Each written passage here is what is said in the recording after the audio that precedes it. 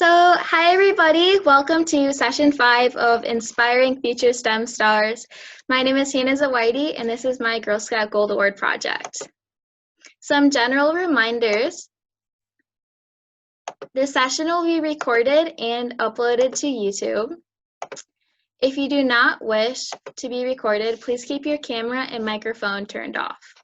Please help keep the chat on topic and appropriate.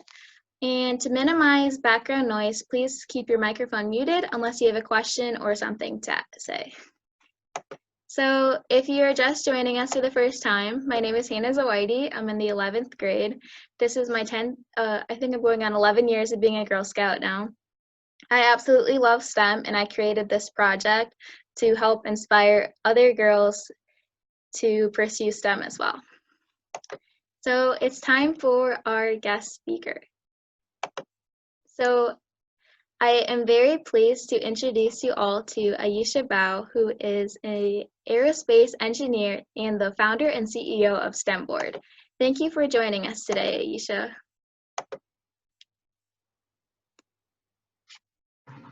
Hi. Hello. I could not be more excited to join you guys. Thank you for putting this together, Hannah. It's an awesome initiative, and I'm so proud of you and all the girls who are listening in today. Thank you.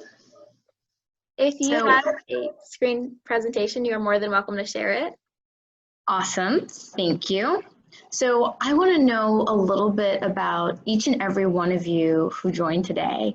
By a show of hands, how many of you guys like STEM? Okay, and how many of you guys see yourself as future STEM leaders? Okay, I see Abby, Kitty, Hannah, Kayla. Is that a hand? Do you see yourself as a STEM leader? I hope so. Oh my gosh. How about Sophia or Olivia or any of the other girls on here? Can I get a hands up? Okay, thank you, Roswell. Thank you for using technology. Yay, I'm so glad that you guys all see yourself as future STEM leaders because I want to share a secret with you guys.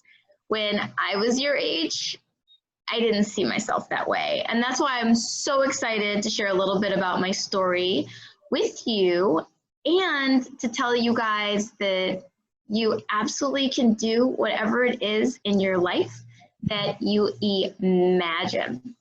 So how did I get started? You guys wouldn't believe this, but I was probably as small as Kayla is, or as rather I used to be that small. So let me go ahead and load up these slides and let me tell you a little bit more.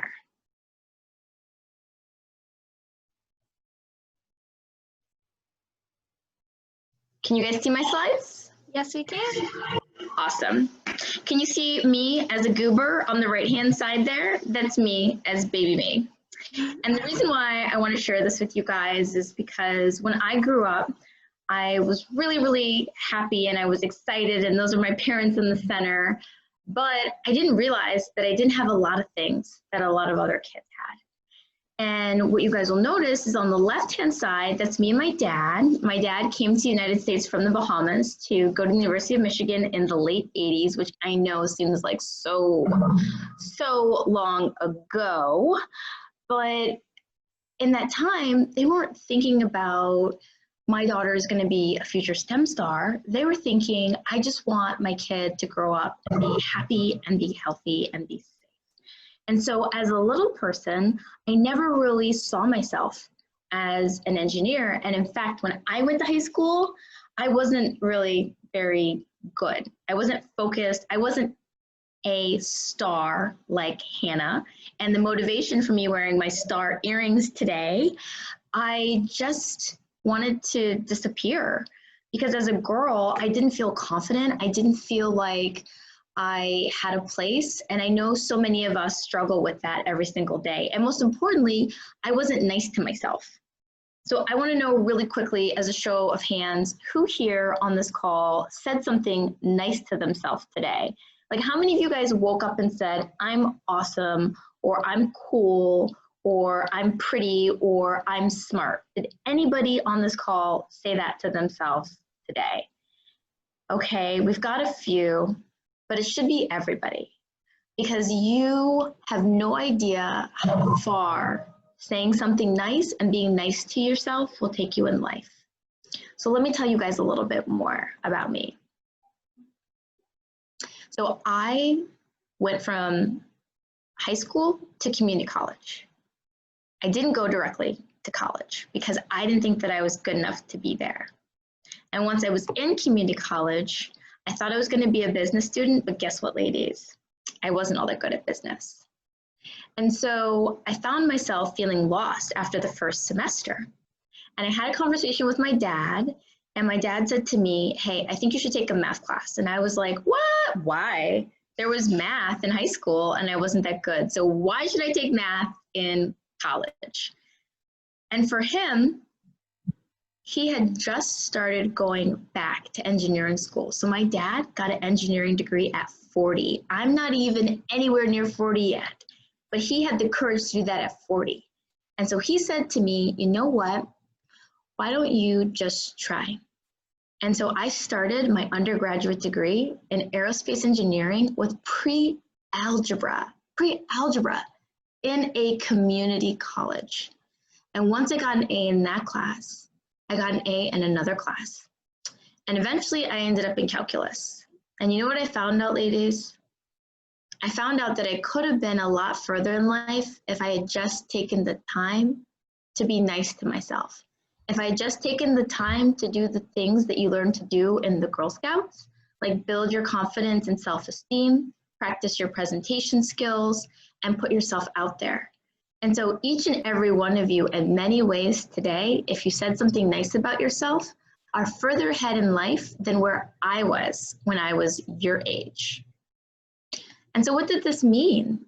This meant that once I started to dream, I refused to accept any limitations. And I said, okay, well, if I can be good at math and if I can focus on science, then I want to be an engineer. And if I'm going to be an engineer, I'm going to be the coolest engineer I could think to be in life, right? So I'm going to be an aerospace engineer. And I'm going to go to the school of my dreams, which was the University of Michigan in Ann Arbor, Michigan. And I'm not going to tell you guys that it was easy. It was hard. It was actually really, really, really hard. And there were a lot of times when I struggled and I cried and I doubted that I could do it. And people around me doubted that I could do it. But guess what? I made it. And not only did I finish Michigan, but I made it to NASA. And I spent 6 years there working as an aerospace engineer. And I got a chance to do like all the cool things you see on this slide and more. I got to meet astronauts. So in this picture here, that's General Charlie Bolden. He has been in space. He was the administrator for NASA when I was there. And that's actually him coming out to present me with an award.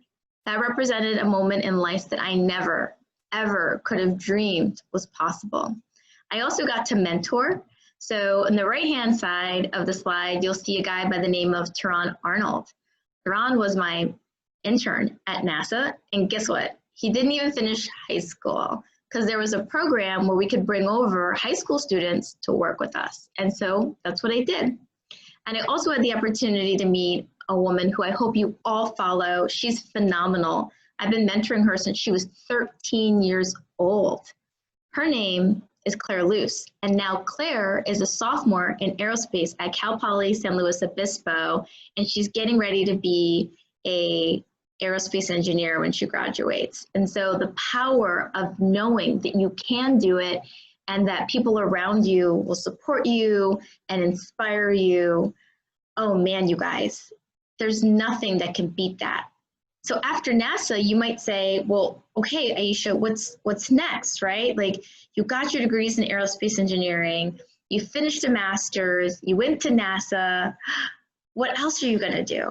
But I started to realize that it's not who you think you are that holds you back. It's who you think you are not. And so I'm at NASA and I'm going to schools and I'm so excited to tell them about how much engineering is fun, because contrary to popular belief, I loved every single day of my job. I still do. The engineering stuff I do is the highlight of my day. But I would go to high schools and middle schools and they would look at me and they're like, "You're a rocket scientist?" I'm like, "Yes, we wear makeup. This is what we look like. We match our outfits and we wear cool earrings and we're real people and we have personalities and we're girls." And the students would look at me and they're like, "No, I don't believe this." I'm like, "I promise you, your teacher invited me. I'm supposed to be here. We're talking about space today." But so many people had never really seen that. And so they didn't think that it was real. And so I said, you know what? I want to go out there and I want to change how women and how girls see themselves. I want them to know that if they aren't perfect, that's okay. And if they want to wear pink every day, and if they want to study calculus, they can do that and have the most amazing career known to man. But first I had to take another step. I had to decide to leave NASA and create something for myself. And so I did. And I started in the Caribbean by creating a summer camp for students who were interested in STEM subjects. And I didn't stop there. I created a company called STEMBoard, and for the last 7 years, yes, I have now been running this company longer than I was at NASA.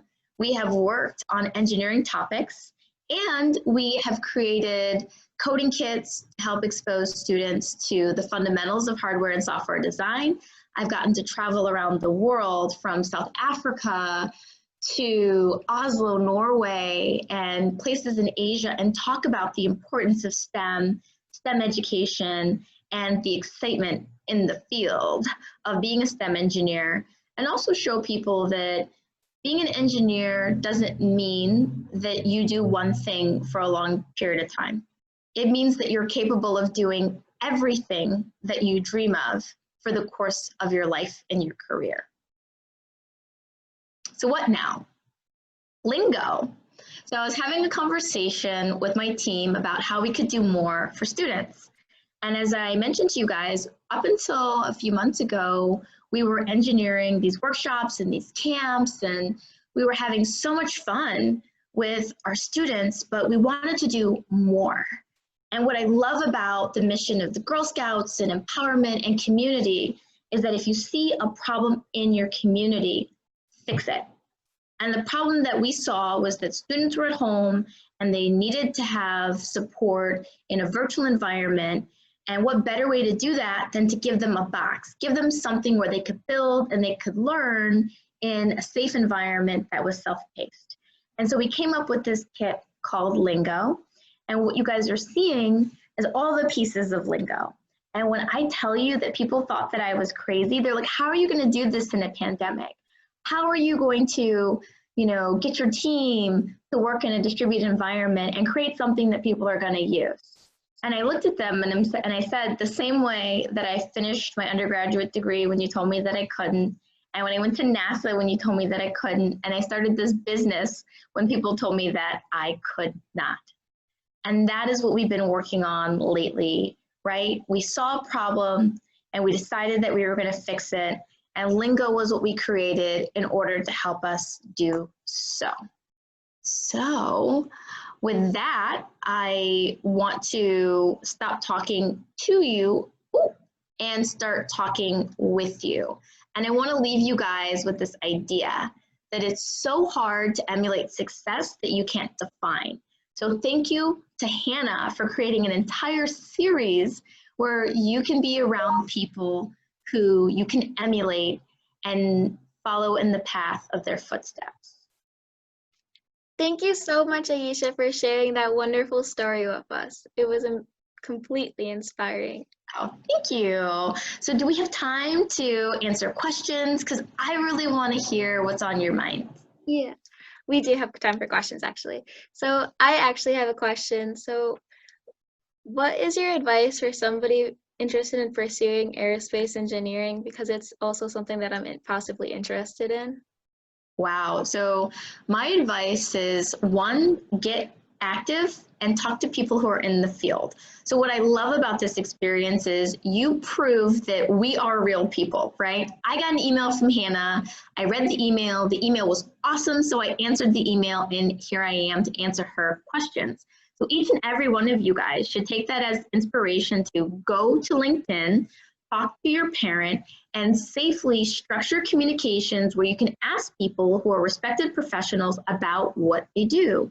And given that everybody is at home on Zoom, you can get some really high quality interactions and interview them, right? What was it like? What did you study? What was your favorite thing? But don't stop there. Get involved, follow the news, and look at internship opportunities. One thing that a lot of students didn't realize was that you could come to NASA, you could go on a tour, you could have somebody that you shadowed for the day. You also could be an intern at a very early age for a short period of time if you completed the program requirements. And so there's so many things that are out there, but the key is taking the initiative to find them and connect with people that can help support your journey along the way. As I mentioned, I've been mentoring Claire Lou since she was 13 years old. She's a sophomore now in college, so form those relationships and follow the path that your curiosity leads you. Thank you. You're welcome. Does anybody have questions for Aisha? Hi, Charlene. Hi, my name's Aaliyah. And my question is, like, have you ever, like, you couldn't, like, do it? Like, have you ever thought, I forget what I was going to say. That's a great question. I'm going to tell you a secret. Confidence is something that I work on every single day.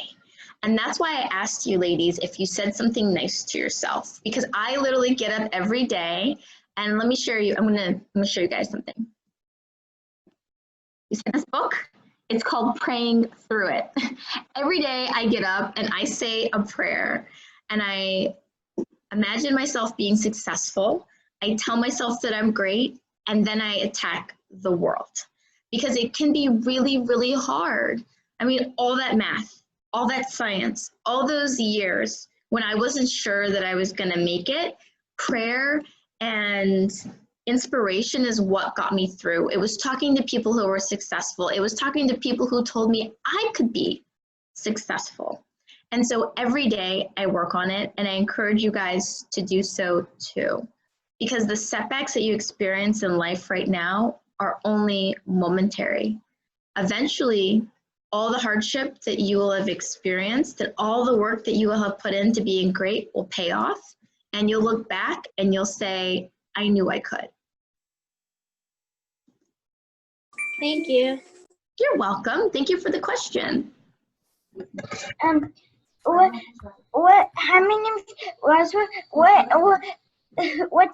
who's someone who inspired you when you were growing up? So somebody who inspired me when I was growing up is Mae Jemison. So she's the first African-American woman astronaut.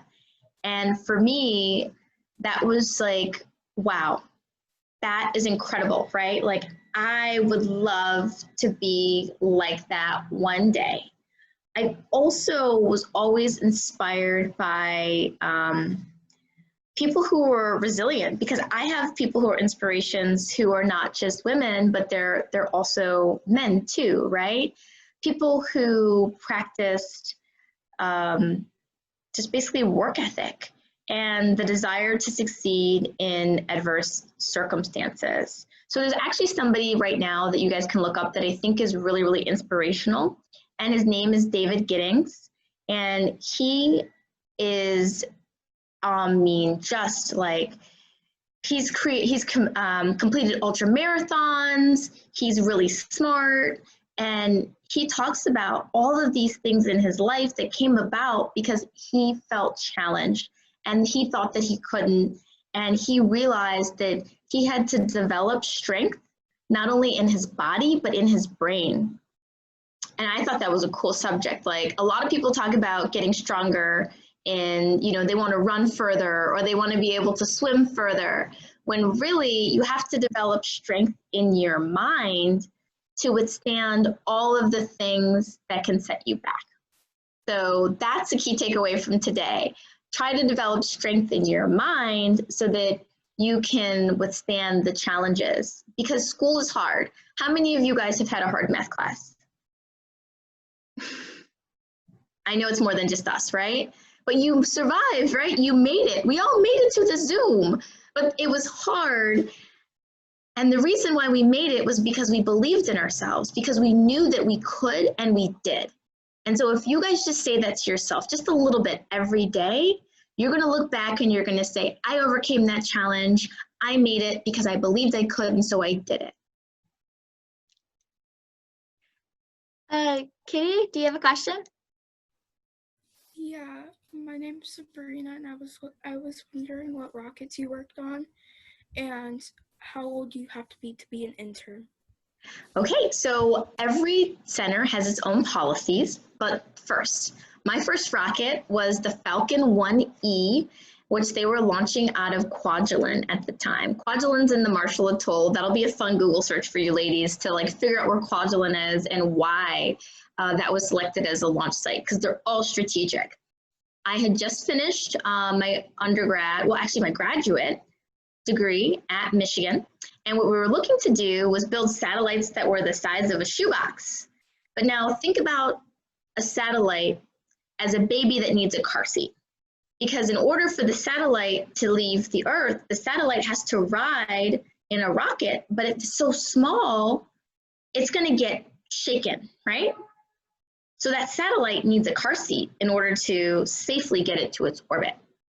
And so NASA created a car seat called an adapter for this satellite, and it went on the Falcon 1E rocket, which was a smaller rocket at the time. Now Falcon has big ones like the 9, and our objective was to get these nanosatellites in space. So if you Google that, look at Falcon 1E launches, that was my first rocket, and it was really, really, really exciting. I also had the opportunity to take a satellite to Kodiak in Alaska. So yes, Alaska has islands, and that was fun because our satellite literally fit in a pelican case, which is basically a rugged plastic suitcase. And so we were able to fly up there with the satellite and say, hey, here's what we worked on. It was so, so cool. And this is what I wish that more women saw from engineering. I mean, can you guys imagine? I was like, just out of grad school, I have, never been to Alaska, and my boss goes, do you think you have any interest in going to Kodiak? Yes, yes I do, absolutely, sign me up. It was so fun. And that's just what it's like to be a woman in engineering and STEM. Every single day is like this exciting challenge, and you only wish that you could share it with more people. And then when they come out and hang out with you, then they don't ever want to go back to their jobs.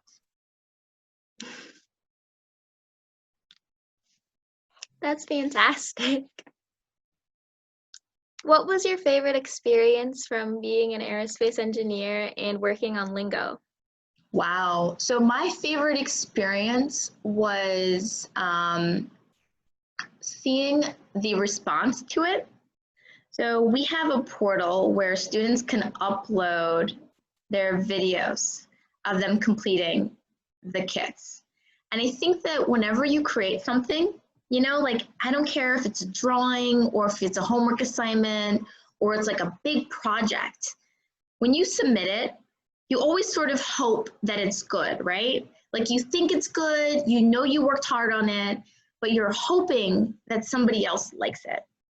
And for me, seeing students record themselves liking the kit.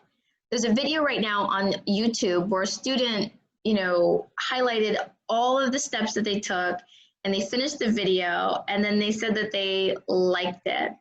And that to me felt better than anything that I had experienced, because it meant that we put something of value into the world. So that was my favorite experience. That's amazing. How about you?